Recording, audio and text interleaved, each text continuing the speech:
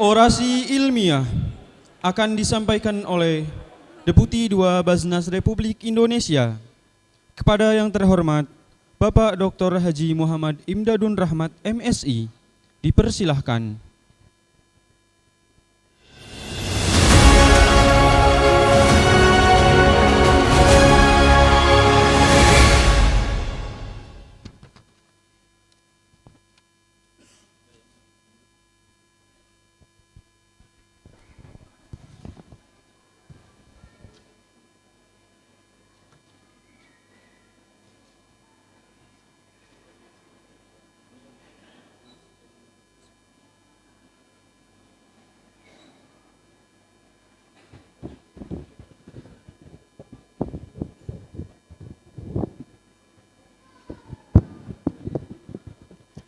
Assalamualaikum warahmatullahi wabarakatuh. Selamat siang, salam sejahtera untuk kita semua. Bismillah walhamdulillah. Wassalatu wassalamu ala sayyidina Muhammad Rasulillah wa ala alihi wa ashabihi wa man tabi'a sunnatahu wa walah. La hawla wa la quwata illa billah, amma ba'd. Yang saya hormati Ketua Senat Institut Agama Islam, ini jadi doa mudah-mudahan. Sekolah Tinggi Agama Islam Sirajul Falah Bogor, Sekretaris Senat, Bapak Rektor, Bapak Dr. Qoimuddin MSI, aminkan Pak. Profesor, aminkan juga. Yang saya hormati para wakil ketua, para dekan, para kaprodi, dan para undangan yang hadir siang hari ini, wabil khusus perwakilan dari Kopertais 3 Jawa Barat, Kopertais 2 Jawa Barat, Profesor Dr. Zainuddin, para kiai, para ulama yang hadir siang hari ini, serta para tokoh masyarakat yang menjadi undangan VIP, serta para wisudawan, wisudawati beserta keluarganya yang berbahagia. Pertama-tama saya mengucapkan terima kasih karena pagi hari yang luar biasa ini saya diundang untuk memberikan orasi ilmiah, suatu kehormatan untuk saya. Para hadirin, saya masuk gedung ini macet total di depan. Karena keluarga para wisudawan, wisudawati memenuhi Bogor bagian barat. Ini jalan depan macet. Ini menunjukkan bahwa hari ini adalah hari istimewa. Hari ini adalah hari gembira, hari bersyukur, di mana semua yang hadir ke tempat ini merayakan sebuah kesuksesan, yaitu momentum wisuda S1 dan S2 dari para mahasiswa, mahasiswi Sekolah Tinggi Agama Islam Sirajul Falah. Bapak Ibu sekalian, sebenarnya saya telah menyiapkan satu bahan orasi ilmiah yang agak berat. Tetapi begitu saya masuk lingkungan ini, saya mengubah materi orasi saya karena saya kira tidak tepat. Ini adalah suasana gembira, suasana bersyukur dan suasana berbahagia. Jangan sampai pulang-pulang karena mendengarkan orasi saya pada bingung mencari obat sakit kepala karena puyer bintang 7 sudah susah dicari di warung-warung. Oleh karenanya orasi siang hari ini izinkan saya membawakannya dalam topik yang ringan-ringan saja. Setuju? Mohon maaf saya tidak bisa mengawalinya dengan pantun. Khawatir ini nanti dicetak oleh Rekor Muri sebagai acara wisuda terbanyak pantunnya. Maka saya hanya satu saja pantunnya. Ayu ting ting makan opak, yang penting kompak. Ya itu aja. Bapak Ibu yang saya hormati, boleh lanjut? Ya. Lulus bermartabat. Apa kriteria lulus bermartabat? Bapak Ibu sekalian, pendidikan tinggi adalah ruang sakral dari yang kita sebut sebagai dunia ilmiah, dunia akademik. Di sana harus hidup prinsip-prinsip, nilai-nilai yang harus kita jaga dan kita pegangi dengan kuat. Yang pertama adalah kejujuran akademik. Bapak Ibu,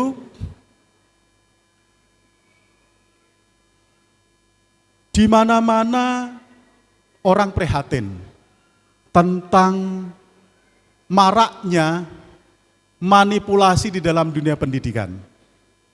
Belum lama ini kita mendengar berita baik di televisi maupun di media sosial, fenomena para joki. Joki masuk kampus, joki ujian semesteran, sampai joki skripsi, joki tesis, joki disertasi. Jadi bukan hanya joki 3-in-1 saja, tapi juga ada joki di dalam dunia akademik. Ini merupakan dosa besar di dalam dunia akademik, di mana kita harus menjaga martabat dari dunia akademik kita. Oleh karena itu, saudara-saudara saya yang saya hormati, kedisiplinan di dalam menjaga martabat dunia akademik akan sangat penting artinya bagi kualitas lulusannya. Bayangkan lulusan seperti apa apabila satu pendidikan tinggi membiarkan praktek-praktek manipulasi akademik. Apalagi jika hal itu dibiarkan dan didiamkan seolah-olah tidak terjadi apa-apa. Saya bergembira dan bersyukur karena Sirojul Falah adalah kampus perjuangan. Saya tahu bahwa kampus-kampus perjuangan memiliki idealisme dan dedikasi yang sangat tinggi. Diniatkan sebagai kontribusi ikhlas bagi kemajuan umat. Oleh karena itu, pandangan-pandangan pragmatis yang menghalalkan segala cara untuk memperbesar perolehan dari kampus tidak terjadi di dalam kampus-kampus seperti ini. Bapak Ibu, saya adalah anak kandung dari PTKIS. Saya lulusan Institut Agama Islam Al-Aqidah di Jakarta Timur. Dan saya pernah memimpin dan menjadi rektor PTKIS juga, INAIS Bogor, dan saya pernah menjadi Ketua Forum Pimpinan PTKIS se-Jawa Barat. Pengalaman sebagai anak kandung PTKIS mengajarkan kepada saya bahwa di sana ada nilai-nilai luhur yang masih dipertahankan, yaitu idealisme perjuangan. Memang kampus PTKIS itu masuk di dalam grade kesekian. Kalau kita lihat di dalam strata pendidikan di dunia, Indonesia termasuk negara-negara Muslim itu kalah dengan grade pendidikan di dunia secara global. Indonesia sebagai bagian dari negara Muslim bukanlah menjadi bagian elit pendidikan tinggi di dunia. Dan strata elit pendidikan di Indonesia adalah milik pendidikan tinggi umum negeri. Baru kemudian pendidikan tinggi umum swasta. Baru kemudian pendidikan tinggi agama Islam negeri. Baru pendidikan tinggi agama Islam swasta. Jadi di dalam kasta pendidikan tinggi di Indonesia, Sirojul Falah dan kampus saya Al-Aqidah itu adalah kasta sudra, kasta terendah dari standar-standar formal resmi baku yang dipakai untuk menilai kualitas sebuah pendidikan tinggi. Tetapi Bapak Ibu sekalian, sahabat-sahabat saya yang telah lulus hari ini, jangan khawatir. La takhaf wa la tahzan. Jangan takut, jangan khawatir, jangan sedih. Karena kampus-kampus seperti ini, orang-orang atau mahasiswa-mahasiswa yang masuk di dalam kampus kasta sudra PTKIS seperti ini adalah para pejuang. Mereka adalah orang-orang tangguh yang ingin lepas dari berbagai keterbatasan. Saya kira para lulusan ini itu adalah orang yang sama dengan saya, yaitu orang-orang yang kesulitan membayar SPP. Orang-orang yang selalu mendapatkan surat cinta tagihan dari keuangan. Sama persis Anda dengan saya. Dan orang-orang yang sangat merindukan beasiswa. Sangat merindukan pengurangan SPP dari Pak Rektor. Oleh karena itu tadi wakil dari mahasiswa itu memberikan tip. Jangan khawatir, yang penting sering menelpon Pak Rektor, nanti akan mendapatkan pengurangan SPP. Ini menunjukkan bahwa Anda sama dengan saya. Orang-orang tangguh yang berada di situasi keterbatasan, tetapi kita berjuang untuk mendapatkan akses pendidikan tinggi. Teman-teman yang saya hormati, good news berikutnya adalah bahwa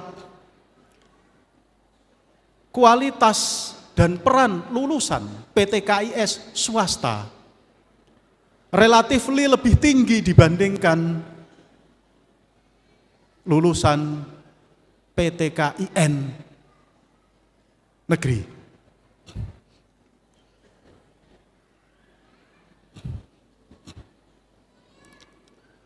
Sudah mulai pada mikir, apa benar?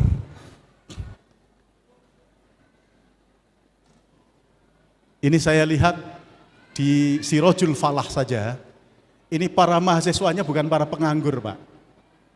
Saya lihat Ini wajah-wajah para guru, wajah-wajah orang yang sudah berkiprah di masyarakat. Oleh karenanya, PTKIS kelas Sudra ini,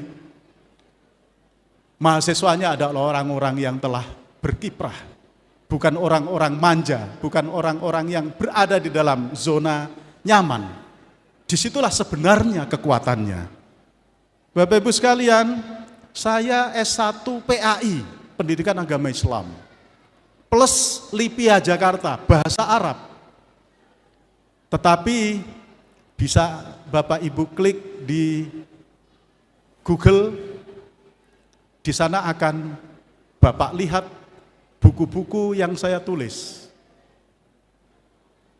Peran yang saya mainkan. Saya bisa bersaing dengan 600 para ahli hukum dari seluruh Indonesia. Dan saya lulus menjadi anggota Komnas HAM Republik Indonesia. Di fit and proper test di Komisi 3, saya lolos menjadi komisioner Komnas HAM Republik Indonesia.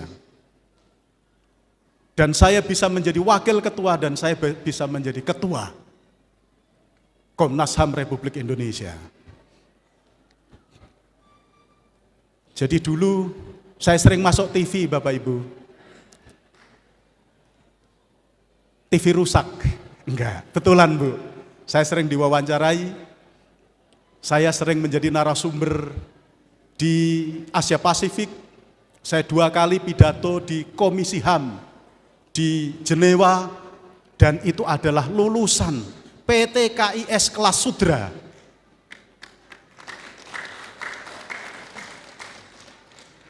Mengapa?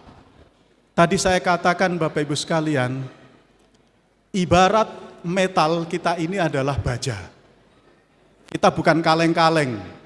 Oleh karena itu ditempa sedikit oleh Sirojul Falah, yakinlah bahwa kita akan menjadi senjata yang sangat tajam.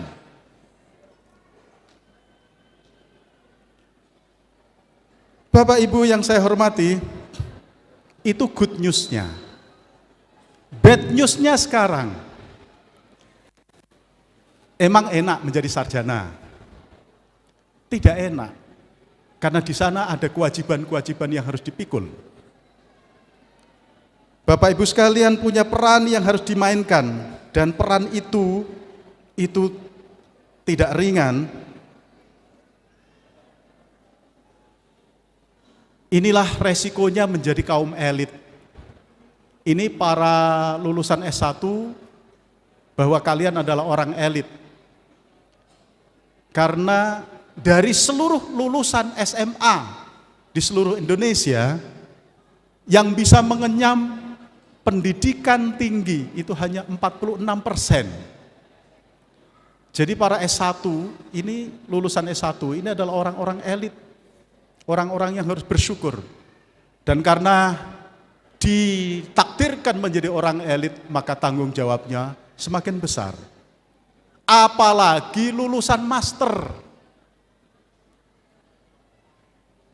hanya 0,64% dari lulusan SMA yang bisa mendapatkan privilege menyandang gelar magister seperti Anda. Oleh karena itu, ini ada konsekuensinya, dan oleh karena itu ada kewajiban-kewajiban yang dilakukan. Yang pertama, di wisuda tadi itu mengubah status Anda sebagai kaum intelektual. Sebagai orang yang harus memproduksi ilmu. Tidak hanya menjadi konsumen, tetapi Anda harus menjadi produsen. Oleh karena itu, Anda harus menulis, harus menerbitkan buku. Anda harus membuat konten-konten ilmiah, membuat artikel jurnal, sehingga ilmu Anda akan bermanfaat bagi masyarakat. Selain itu, kita tidak boleh kitmanul ilmi lagi. Bapak Ibu sudah punya kewajiban untuk menyebarkan ilmu. Tidak boleh lagi duduk diam, menyaksikan masyarakat kita masih berada di dalam keterbelakangan dan kebodohan. Itu konsekuensi pertama. Yang pertama menjadi produsen ilmu dan yang kedua menyebarkannya. Yang kedua, Bapak Ibu sekalian, kaum elit seperti Anda memiliki kewajiban untuk melakukan perubahan positif di masyarakat. Anda adalah para agen social change di berbagai bidang. Dalam bidang keagamaan, sosial, ekonomi, kebudayaan, politik. Oleh karena itu, saudara-saudara sekalian, Anda harus menjadi bagian dari gerakan sosial. Jika Anda ustadz, masuklah ke ormas-ormas Islam, ke organisasi-organisasi dakwah, ke organisasi-organisasi pendidikan Islam. Untuk apa? Untuk memaksimalisasi peran Anda. Jika kalian adalah para ahli hukum, maka terlibatlah di dalam advokasi-advokasi untuk menolong orang-orang kecil, menegakkan hak asasi manusia, membela keadilan, kritis terhadap penindasan dan ketidakadilan. Jika saudara-saudara adalah para pelaku usaha, majukanlah usaha Anda, capai prestasi setinggi-tingginya dan berikan manfaat. Karena apa? Kemiskinan di Indonesia masih sangat tinggi. Kewajiban Anda untuk bagaimana terjadi transformasi. Ya, transformasi dari poverty, moving out of poverty, mengentaskan umat kita dari kemiskinan. Indonesia tingkat kemiskinannya masih sangat tinggi. Dan yang paling tinggi beragama Islam. Dan yang paling tinggi lagi Ahlus Sunnah wal Jamaah. Orang-orang desa kayak kita ini. Oleh karena itu, transformasi ini menjadi kewajiban Anda yang nomor 2. Yang nomor 3, Bapak Ibu sekalian, Anda adalah orang-orang intelek, orang-orang kaum cendekiawan. Oleh karena itu, Anda harus menjadi penjaga akal sehat bagi masyarakat. Ada banyak hoax, ada banyak berita bohong, ada banyak fitnah beredar di media sosial kita. Itu merusak nalar dan akal sehat kita. Kewajiban kita untuk menjadi bagian dari orang yang tetap waras, tidak menjadi korban dari hoax, dari disinformasi, misinformasi, manipulasi informasi yang membuat bangsa kita ini hancur. Oleh karena itu, Anda sekalian adalah para guardian, para penjaga kewarasan akal sehat bangsa kita. Walhasil, Bapak Ibu sekalian, para wisudawan wisudawati, Anda semua adalah para pendidik dan para pembangun karakter bangsa. Saya kira Anda sekalian sudah selesai dengan bangunan karakter Anda. Tugas Anda sekalian adalah membangun karakter anak-anak kita, adik-adik kita, cucu-cucu kita, agar menjadi bangsa unggul di masa yang akan datang. Dan ini yang paling penting, Bapak Ibu sekalian, dunia ini tidak lepas dari kebijakan negara. Di Indonesia, di tempat kita, di Jawa Barat, di Bogor, maju atau tidaknya masyarakat sangat ditentukan oleh kebijakan pemerintah itu benar atau tidak. kebijakan pemerintah pusat, kebijakan pemerintah provinsi, kebijakan pemerintah kabupaten, kota, sangat menentukan. Oleh karena itu, para lulusan punya kewajiban untuk berkontribusi, berpartisipasi di dalam mempengaruhi kebijakan publik, menjadi jembatan antara dunia ilmiah akademik dengan pengambilan keputusan di meja-meja kantor-kantor pemerintahan, di ruang-ruang rapat dewan. Kaum akademisi harus hadir untuk memberikan data-data, untuk memberikan hasil riset, dan untuk memberikan solusi. Kalian adalah jembatan antara ilmu pengetahuan dengan pengambilan keputusan. Oleh karena itu, maka posisi sebagai seorang cendekiawan, posisi seorang intelektual, posisi seorang akademisi adalah posisi pewaris kenabian. Al-ulama'u warathatul anbiya. Kaum akademik, kaum intelektual mengemban misi dan visi profetik untuk membawa masyarakat minad dhulumati ilan nur. Bapak Ibu yang saya hormati, saya kira itu yang bisa saya sampaikan. Terakhir, bagi para lulusan S1, jangan berhenti belajar. Jangan berhenti kuliah. Tetapi jangan tidak berhenti kuliah, tapi berhenti belajar. Apa artinya? Kuliah mah kelihatannya kuliah, tapi berproses secara intelektual kagak. Oleh karena itu, bagi para S1, lanjutkan kuliah dan lanjutkan belajar. Untuk lulusan S2, lanjutkan kuliah, lanjutkan belajar. Susul dosen-dosen Anda yang telah ada di depan ini. Demikian, yang terakhir, saya baru pulang dari konferensi beasiswa Indonesia. Ternyata dana beasiswa itu triliunan rupiah. Disediakan bagi orang-orang yang serius mengejarnya. Tahadduts bin Ni'mah, anak saya lulus LPDP, baru 2 hari yang lalu. Setelah 4 kali gagal untuk mendapatkannya. Alhamdulillah dia siap-siap belajar di Georgetown University di Washington DC. Setelah 4 kali gagal di dalam memperebutkan itu. LPDP menyediakan ribuan beasiswa.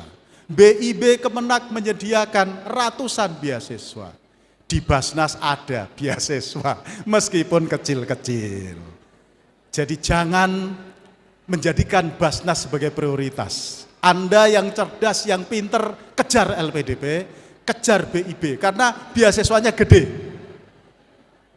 Kalau yang dikejar hanya Basnas, kecil, tetesannya tes, beda dengan LPDP. Grojokan. Jadi Pak Rektor dorong para mahasiswa untuk mengejar beasiswa-beasiswa yang disediakan oleh negara.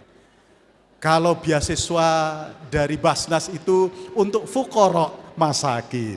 Saya kira para mahasiswa yang diwisuda hari ini adalah orang-orang cemerlang yang jika mau sungguh-sungguh akan berhasil untuk mendapatkan beasiswa yang keren pokoknya. Saya hitung-hitung tuh anak saya itu hampir 1 miliar yang dia dapatkan dari pembiayaan LPDP itu. 1 orang. Karena 2 tahun di Amerika dengan, jadi udahlah, ASN aja kalah ini, gajinya gitu dengan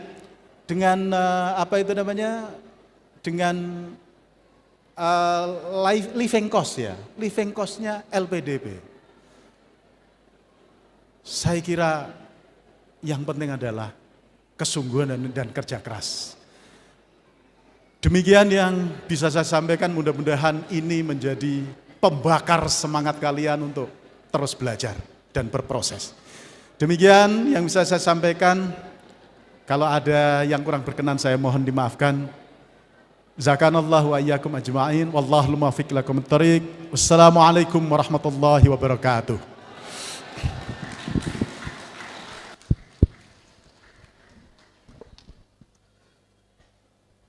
Pemberian cenderamata dari STAI Sirojul Falah oleh Ketua STAI Sirojul Falah, Bapak Akaimuddin Eskom MSI, kepada yang terhormat Bapak Dr. Haji Muhammad Imdadun Rahmat MSI, dipersilahkan.